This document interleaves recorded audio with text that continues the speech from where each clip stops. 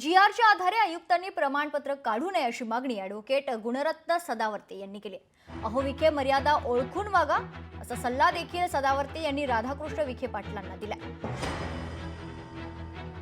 या संदर्भात सदावर्ते यांच्याशी बातचीत केली आमचे प्रतिनिधी उमेश करंजकर यांनी. पाहूया.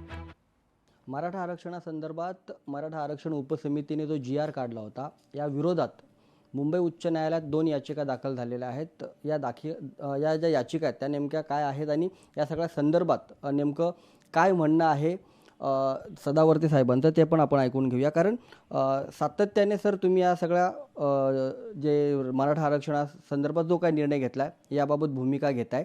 आता 2 याचिका दाखल झाल्यात. या याचिका नंतर पुन्हा एकदा मराठा आरक्षण अडचणीत येणार आहे का? रूलच्या समोर विभागीय आयुक्त महोदय, शासन निर्णय हे तुम्हाला इम्प्लिमेंट करता येतंय का याचा विचार करा. कायदेशीर बंधन आहे. कायदेशीर बाबी जे असतात ते गंभीर असतात. संविधानिक बाबी अति गंभीर असतात. ते देशाशी संबंधित असतात, देशाच्या मूलतत्वाशी संबंधित असतात.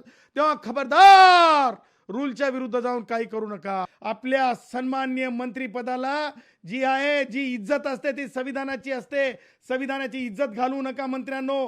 कारण कायद्यासमोर ऑफिस ऑर्डर, कायद्यासमोर जी.आर हे कायदा बाह्य ठरलेला आहे. एकदा नाही, दोनदा नाही, तीनदा नाही, ॲम्पल टाइम्स. आणि बघा हे कोणी ते जरंग्याला काय नॉलेज आहे, काय त्याचं शिक्षण आहे. ठीक आहे, हे हिंदू राष्ट्र भारतामध्ये प्रत्येकाला अहो जरंग्या काय पहिलं आहे काय हो.